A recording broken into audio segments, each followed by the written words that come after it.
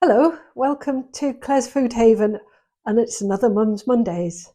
And today we're going to be making a special recipe of Alan's, which we call cherry overloads. It's hard to describe. It's not a muffin.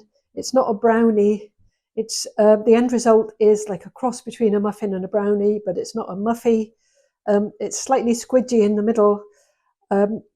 They stay fresher than a scone because they stay fresh for about a week. Whereas a scone is really best on day one.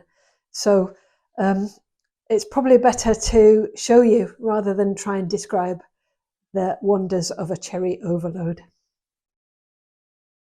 So the ingredients are 225 grams of self-raising flour. To that I'm going to be adding a teaspoon of baking powder and half a teaspoon of salt. That's the dry ingredients. I've got 115 grams of unsalted butter, which I'm going to melt in the microwave before adding it. I've got a whisked egg, to which I'm going to add a teaspoon of vanilla essence. And then the magic ingredient is glacé cherries. So we call them overloads because they're really, really full of cherries. And we're going to use at least a pot, maybe a pot and a half of cherries. And then there's 115 grams of granulated sugar, not caster sugar, and we might sprinkle a bit of sugar on the top as well. I'm going to mix the ingredients in this mixing bowl. I'm not going to be using a food processor or anything. So starting with the dry ingredients. So first of all, a teaspoon of baking powder.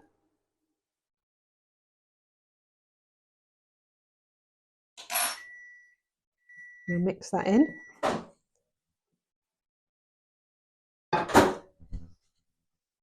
Thank you. That's the melted butter ready to be added.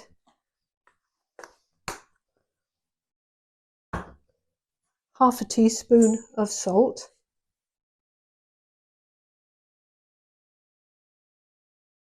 Whoops, that was slightly too much.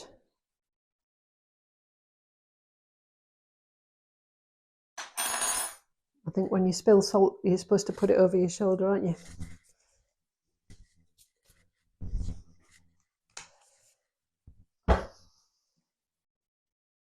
And the 115 grams of granulated sugar. That's the dry ingredients in.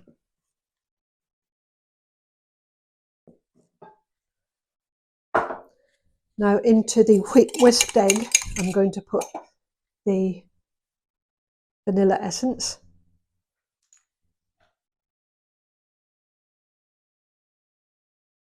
That's a half a teaspoon supposed to be. I think I said a teaspoon earlier, sorry about that.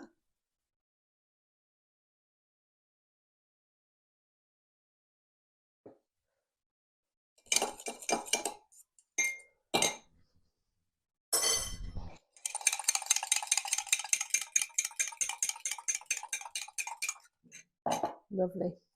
Now I'm going to add the melted butter.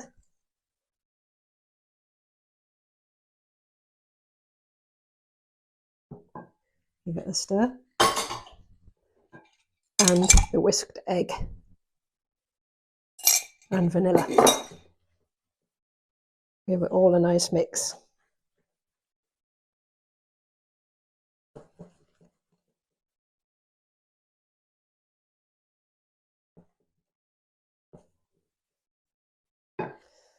That's the mixture mixed, and I may need to add a little bit of milk just to loosen it down a little bit more.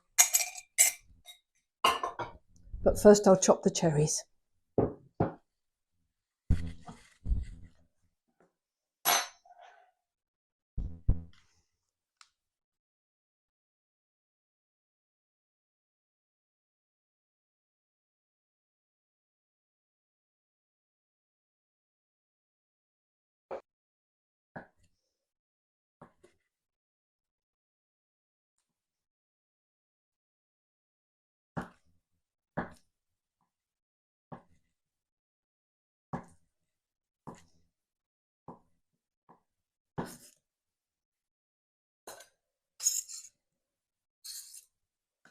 As you can see, I'm leaving them quite big.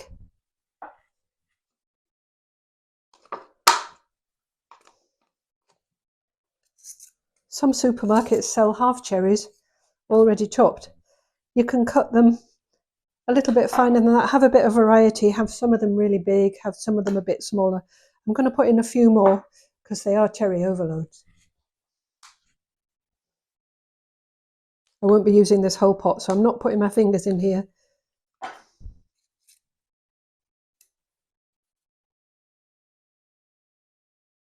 That's the cherries chopped, and now I'm going to pop them into the mixture.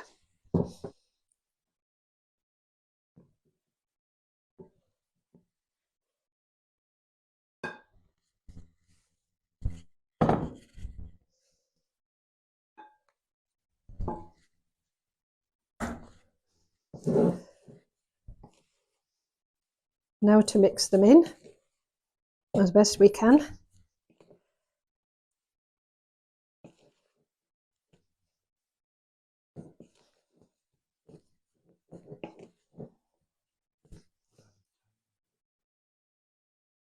I'm going to add a little bit of milk just to loosen the mixture off a bit, not a lot.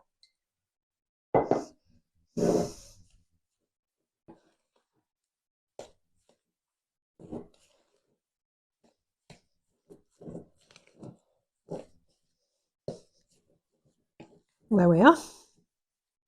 I've tried to distribute the cherries evenly because you want a good load of cherries in each overload. So now I'm going to pop them into this very well greased muffin tin.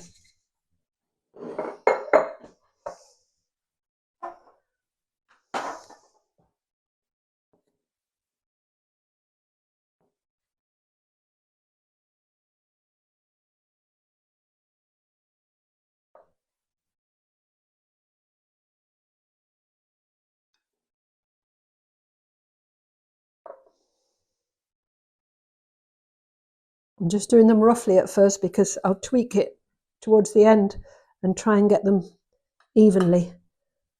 So to start with, I'm just putting a few in each base.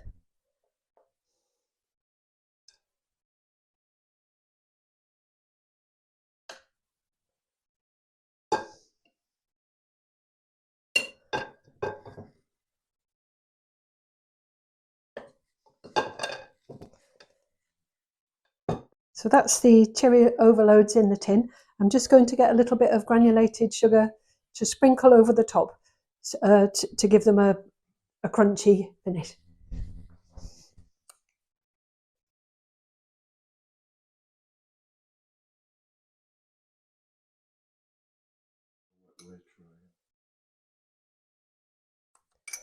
There we are. Right, so the oven temperature is 180 fan. That would be 200 without a fan. The oven time is a little bit controversial. If you're heading for a muffin and you prefer your little cake to be cooked all the way through and to lose the squidgy element that we're looking for, then you would cook it for about 14 minutes. But we really like a squidgy middle, so we like to cook these for 12 minutes. So they'll be going into the oven at 180 for 12 minutes. So the cherry overloads are going into the oven at 180 fan for 12 minutes. So the cherry overloads have had 12 minutes and I'm going to have a look at them now.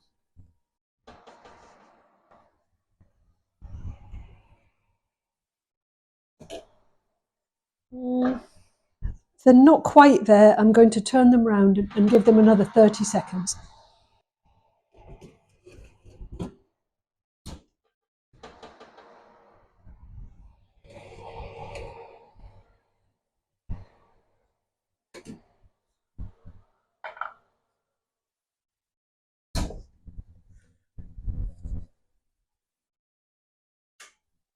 Well, that's the cherry overloads out of the oven. It's important to leave them in the tin for at least 10 minutes before you try and get them out to cool because they'll break apart. So now I'm going to leave them to cool in the tin, and they will sink a bit in the middle, and they're supposed to, the way we like them anyway.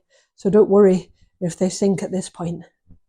So the cherry overloads have been cooling for a good 10 minutes.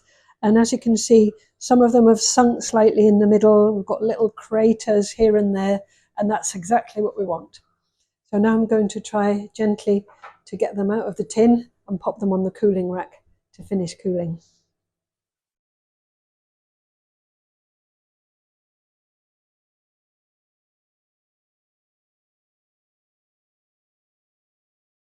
There we are, and as you can see, they're well cooked, but hopefully they'll still have a squidgy middle.